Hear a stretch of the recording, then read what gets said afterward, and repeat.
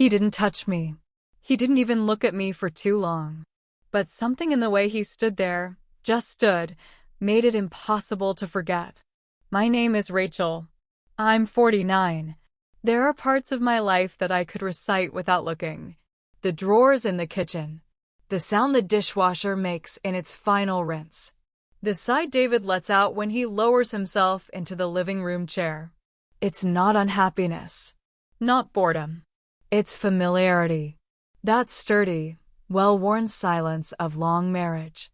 We share calendars and reheated dinners and a king-sized bed with a trench in the middle from years of quiet drifting. David is good. Steady.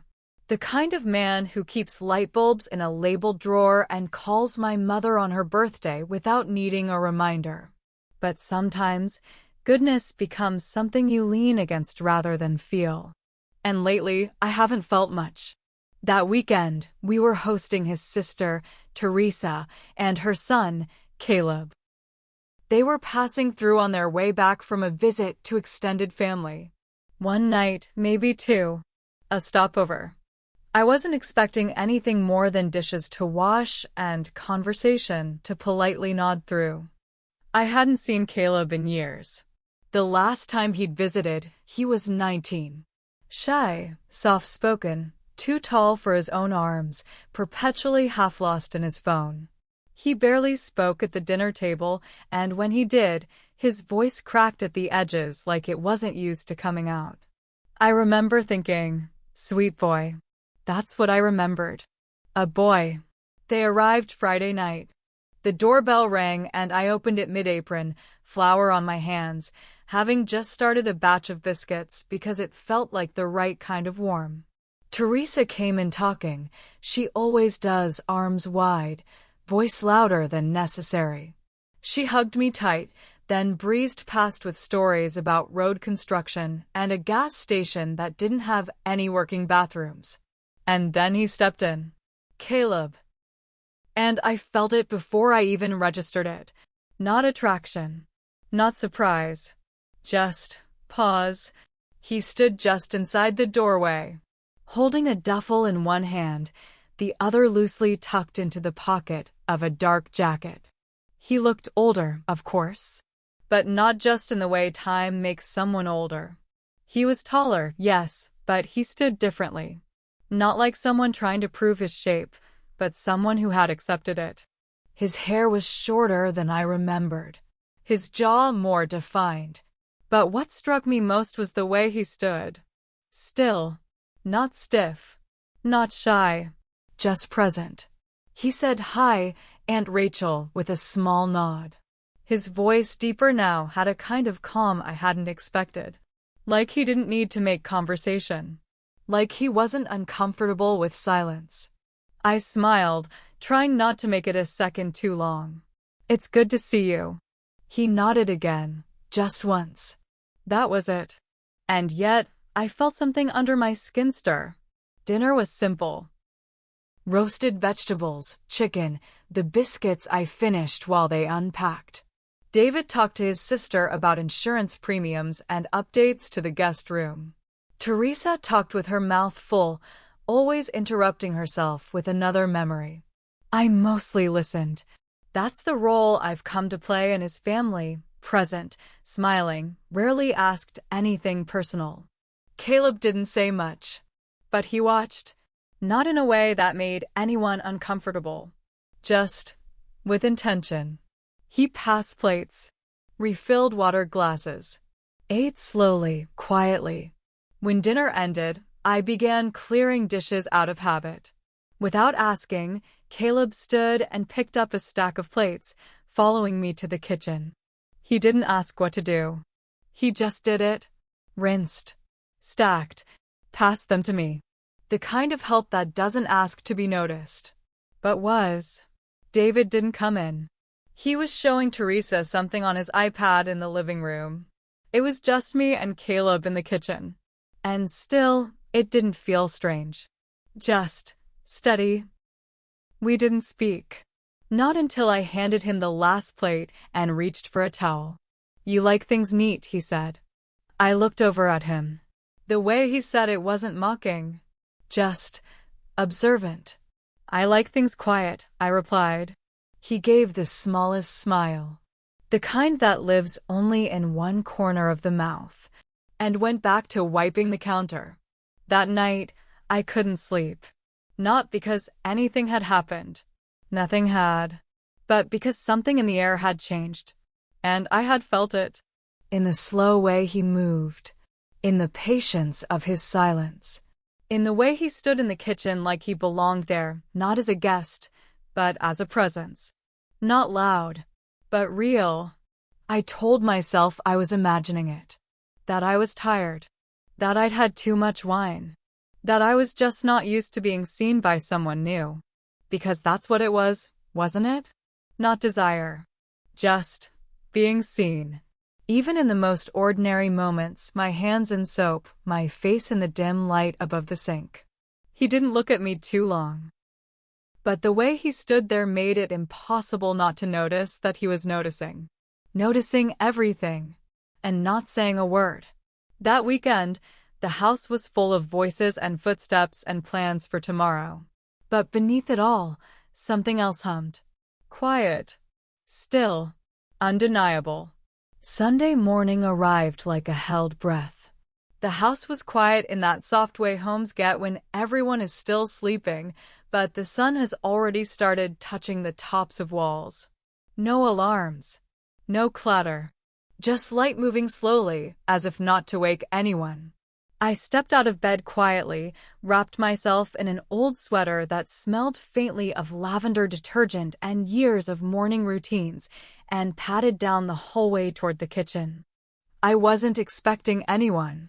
That room, that hour, usually belonged to me. But when I turned the corner, he was already there. Caleb, standing at the sink.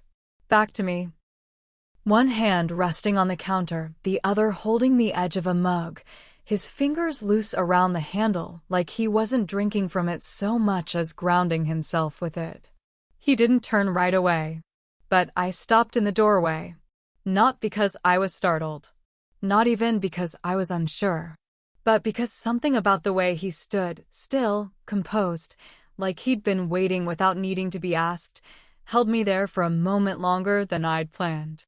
When he did turn, it was slow. Easy. His eyes met mine. No smile. No good morning. Just recognition. Not of identity, he knew who I was.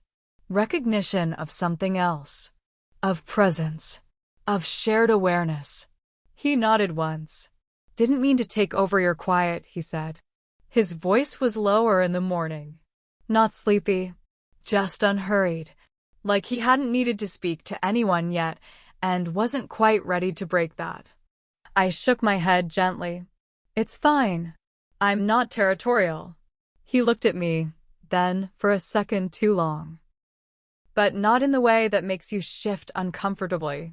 In the way that makes you aware of your own outline.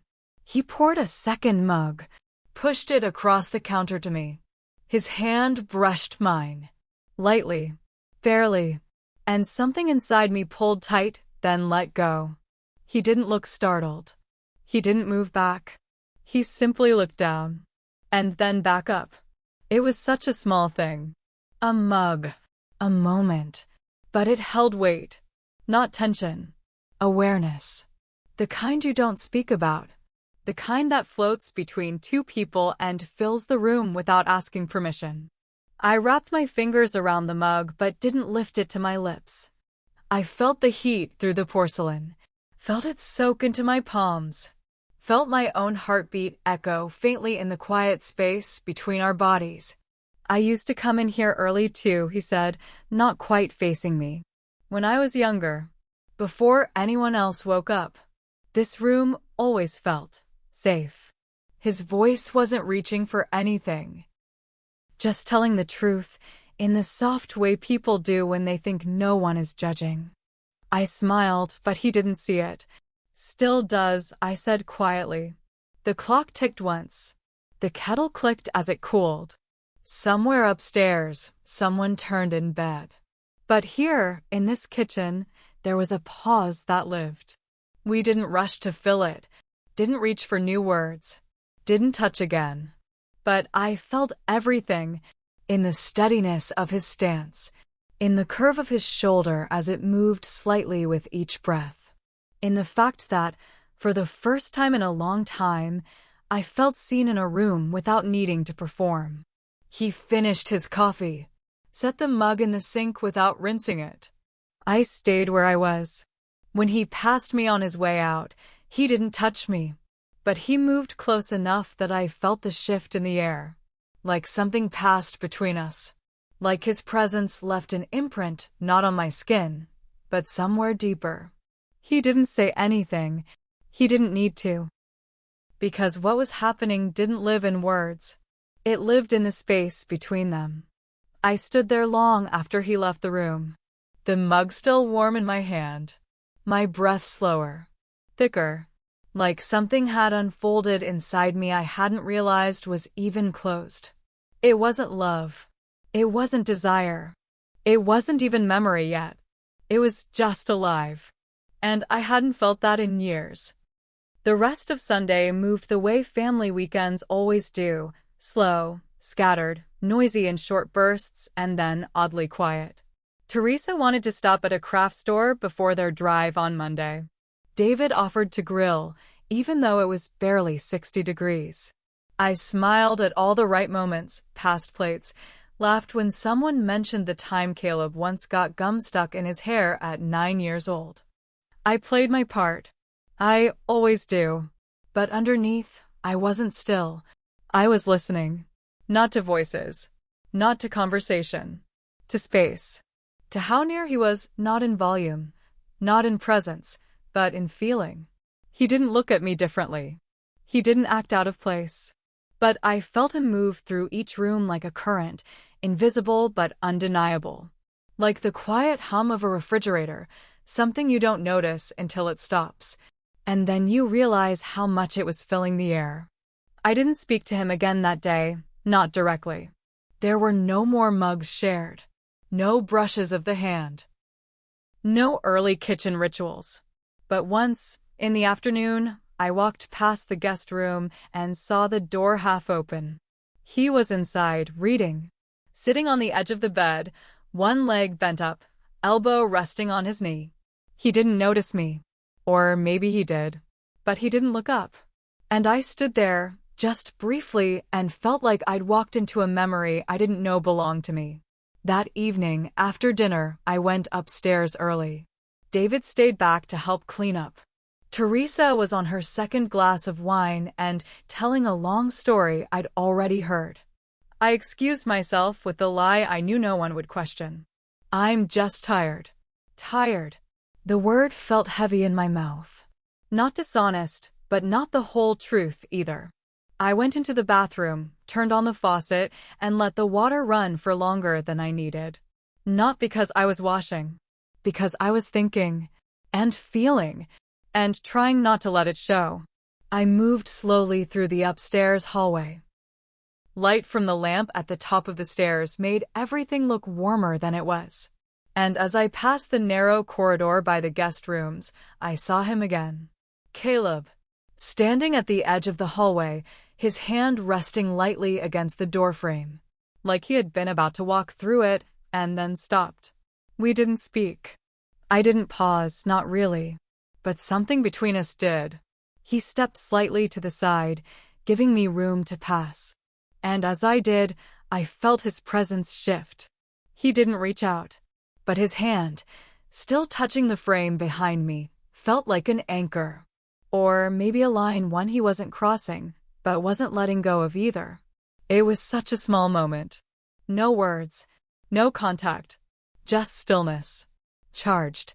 I walked to my room, closed the door behind me gently, sat on the edge of the bed, fully clothed, and stared at the pattern in the carpet for a long time.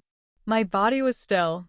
But everything inside me felt tilted, like I'd leaned toward something I wasn't supposed to, and still had not fallen. Later, David came in. He brushed his teeth, scrolled through his phone, commented about how early the traffic would be in the morning. I nodded along, He kissed my forehead. I turned off the light, and in the dark, I lay on my back. Awake. Not restless. Not aching. Just aware. Aware of the way a silence can stretch and still remain full. Aware of the way a pause can live in the chest longer than a kiss. Aware that a person doesn't need to touch you to shift the ground you've been standing on for years. He hadn't looked at me that way. Not obviously. He hadn't said anything he shouldn't have. Hadn't asked me for anything. And yet I felt as though something had been offered. Not as temptation, but as recognition. I lay there long into the night, not with regret, not with longing, just with that strange, beautiful ache of knowing something had passed between two people quietly, gently, and that it might never be spoken of again. And somehow, that made it feel even more sacred. Monday morning arrived with the kind of gray light that seeps in slowly, brushing over the house like a hand smoothing fabric. I woke before David. The warmth of his body beside me was familiar, but I didn't curl toward it. I just lay still, watching the ceiling shift from darkness to dim, and let my breath even itself out. I listened to the soft gurgle of the pipes as the shower started, the shush of water behind the wall. Heard the familiar clicks and creaks of the house stretching itself into day. These sounds used to be background. Today, they felt like punctuation. I got up, wrapped myself in the same old robe, the belt frayed at the ends. Made my way to the kitchen. The coffee was already brewing. David must have set it on timer before bed. The smell filled the space, rich and grounding. I reached for the mugs. My hand moved without thought to the one I remembered Caleb using, then paused. It was clean, dry, already put away. Still, I stood there a moment too long, fingers resting lightly against the cabinet. I chose a different one, but the memory was there, curled in my palm. They left quickly. Teresa was like that, efficient, determined, full of energy even before coffee. She moved through the guest room with practiced speed, zipped her bag, double-checked every plug, reminded Caleb twice about his phone charger. I stood by the doorway while they loaded the car. Caleb moved quietly, steadily. He lifted bags, closed doors, said nothing extra. There was no need. David helped buckle things down, made a comment about how they should stop at that diner on the highway for breakfast. Teresa hugged me hard, kissed my cheek, and promised to send pictures from the next leg of the trip. Then it was Caleb's turn. He hugged David first. Then he turned to me.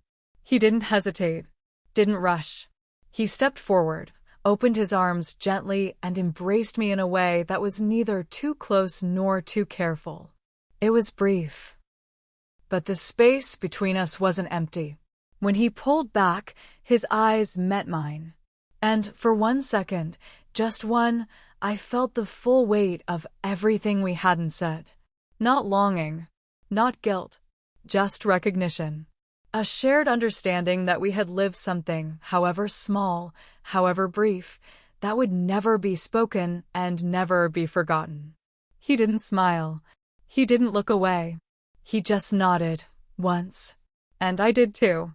Then he got in the car. David wrapped an arm around my shoulder as we stood in the driveway, watching the taillights disappear. That went fast, he said.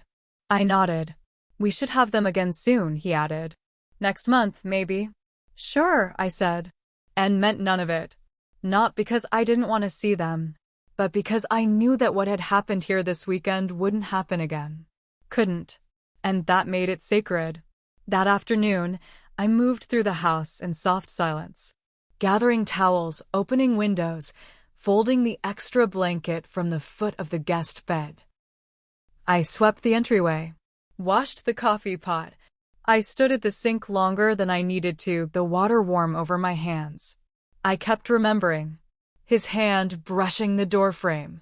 The sound of his breath as he moved past me in the hallway. The weight of the mug he handed me. And the way he said nothing. The way he let the air speak instead.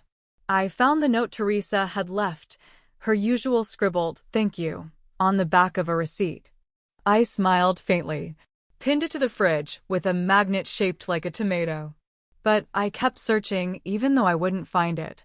A mark, a sign, something to prove that the moment had been real. Instead, I found it in the echo, in the fact that the house no longer sounded the same. That evening, David fell asleep early with the television still playing. I turned off the lamp, sat by the window, held a warm cup in my hands. Not his mug, not mine, just one I hadn't used in years. And I let myself think. Not about him, not about what could have happened. Just about me, and how something inside me had been tapped awake. I'd spent years being reliable, predictable, invisible in all the expected ways. But now I had this moment, this pause, this quiet rebellion, not acted upon, not even spoken aloud, but felt, and it was enough.